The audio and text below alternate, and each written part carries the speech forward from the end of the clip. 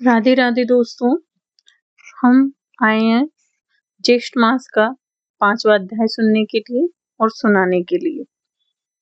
आज है 6 मई सन 2026, दिन है बुधवार।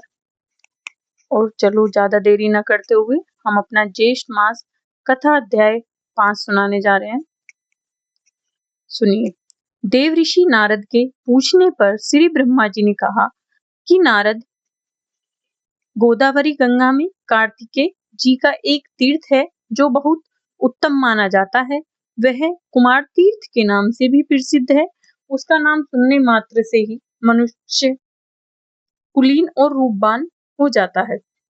उसके आगे एक रति का तीर्थ है जिसके श्रवण मात्र से सोमपान का फल मिलता है। हे महामुनि, अब दशोमेधिक तीर्थों का महात्म्य सुनो, जिसके श्रवण मात्र से अश्वमेध यज्ञ के फल की प्राप्ति होती है। विश्वकर्मा के पुत्र महाबली विश्वभूप हुए। विश्वभूप के प्रथम नामक पुत्र हुआ।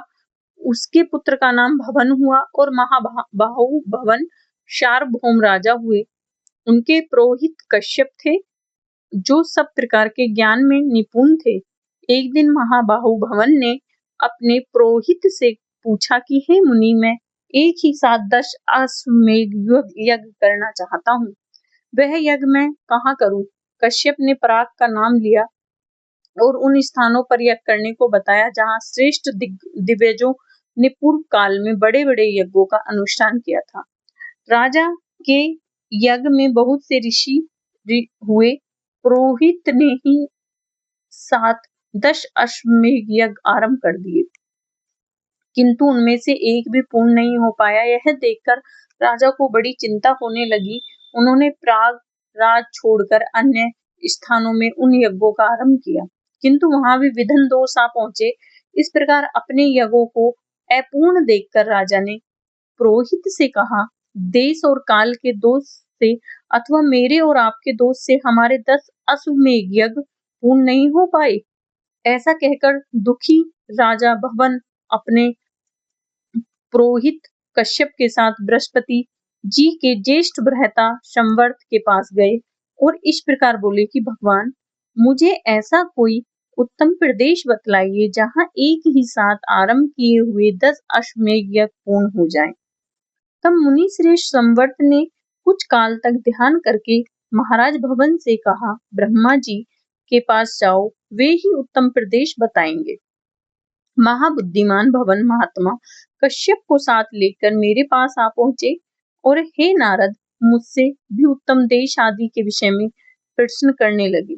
उस समय मैंने भवन और कश्यप से कहा, राजेंद्र, तुम गोदावरी के तट पर जाओ, वहीं यज्ञ करने के लिए पुण्यवान प्रदेश है। वेदों के पारगामी विद्वान यह महर्षि कश्यप ही श्रेष्ठ गुरु हैं, जिनकी कृपा और गौतमी गंगा के प्रसाद से ही एक अश्वमेध से अथवा महास्नान करने मात्र से तुम्हारे 10 अश्वमेध यज्ञ सिद्ध हो जाएंगे। यह सुनकर राजा भवन कश्यप जी के साथ गौतमी के तट पर आए और वहां अश्वमेध यज्ञ की दीक्षा ग्रहण की। वह महायज्ञ आरंभ होकर जब पूर्ण हो गया, तब राजा इस पृथ्वी का दान करने को तैयार हुए। उसी समय आकाशवाणी हुई, राजन, तुमने पुरोहित कश्यप जी को पर्वत, वन और कानून सहित पृथ्वी देने की कामना करके सब कुछ दान कर दिया है। अब भूमि दान की इच्छा छोड़कर अन्न दान करो, वह महान फल देने वाला होता है। तीनों लोकों में अन्नदान के समान दूसरा कोई पुण्य कार्य है ही नहीं। गंगा जी के तट पर श्रद्धा के साथ किए हुए अन्नदान की महिमा अलौकिक है। तुमने जो प्रचुर दक्षिणा से युक्त यह अश्वमेध यज्ञ किया है, इससे तुम बहुत कृतार्थ हो गए हो। अब इस विषय में तुम्हें अन्यथा विचार नहीं करना चाहिए। तिल, गो, धन, धान्य, जो कुछ भी गोदावरी के तट पर दिया जाता है, वह सब अक्षय हो जाता है, वो मिटता नहीं है। यह सुनकर सम्राट भवन ने ब्राह्मणों को बहुत सा अन्नदान किया। तब से वह तीर्थ दशाश्वमेधिक के नाम से विख्यात हो गया। महास्नान करने से 10 अश्वमेध यज्ञों का फल प्राप्त होता है। उससे आगे पिशाच तीर्थ है जो ब्रह्मवादी महर्षियों द्वारा सम्मानित है। वह गोदावरी के तट के दक्षिण तट पर स्थित है। वह नारद में उसका स्वरूप बतलाता हूँ। सुनो हे मुनि श्रेष्ठ, ब्रह्मगिरी के पार्श्व भाग में अंजन नाम से प्रसिद्ध एक पर्वत है। वहां एक सुंदरी अप्सरा शाप भ्रष्ट होकर उत्पन्न हुई है। उसका नाम अंजना है। उसके सभी अंग बहुत ही सुंदर हैं, किंतु मुंह बानर का है। केसरी नामक श्रेष्ठ बानर अंजना के पति थे। केसरी के एक दूसरी भी स्त्री है जिसका नाम अद्रिका था। वह भी शाप भ्रष्ट अप्सरा ही थी। उसके भी सभी अंग सुंदर थे, किंतु मुंह बिल्ली के जैसा था। आद्रिका भी अंजन पर्वत पर ही रहती थी। एक समय केसरी दक्षिण समुद्र के तट पर गए। इसी बीच में महर्षि अगस्त अंजन पर्वत पर आए। अंजना और आद्रिका दोनों ने महर्षि का यथोचित पूजन किया, जिससे प्रसन्न होकर महर्षि ने कहा, तुम दोनों वर मांगो मुझसे।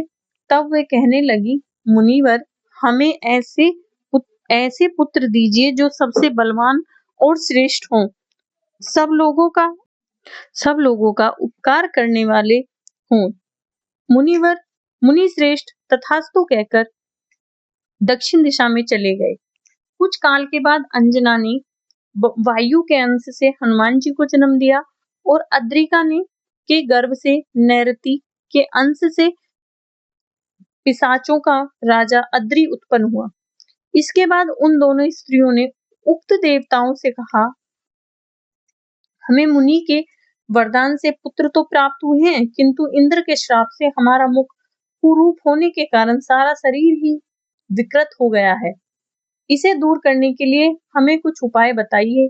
इसे आप दोनों बताइए।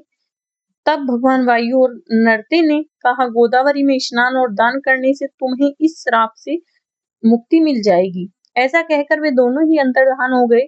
तब पिशाच रूप धारी अद्रि ने अपने भाई हनुमान जी को प्रसन्न करने के लिए माता अंजना को लाकर गोदावरी में स्नान कराया। इसी प्रकार हनुमान जी भी अद्रिका को लेकर बड़ी उतावली के साथ गोमती गंगा के तट पर आए। तब से वे पैसाच और अंजनी तीर्थ के नाम से विख्यात हुए। तट वह समस्त अभिष्ट वस्तुओं को देने वाला शुभ तीर्थ है। ब्रह्मगिरी से 53 योजन पूर्व की ओर मार्जार तीर्थ है। मार्जार तीर्थ से आगे हनुमत तीर्थ है और वृषाकप तीर्थ है। इसके आगे फैना संगम तीर्थ बतलाया है, जो कि समस्त कामनाओं को पूर्ण करने वाला है। उसका स्वरूप और फल उसी के प्रसंग में बतलाया जाएगा। आने वाले कुछ अध्यायों में आप हमारे हिंदू धर्म में प्रचलित जो तीर्थ स्थान है उनकी महिमा, सभी तीर्थ स्थानों की महिमा के बारे में वर्णन करेंगे हम। आज का अध्याय समाप्त हुआ। राधे राधे।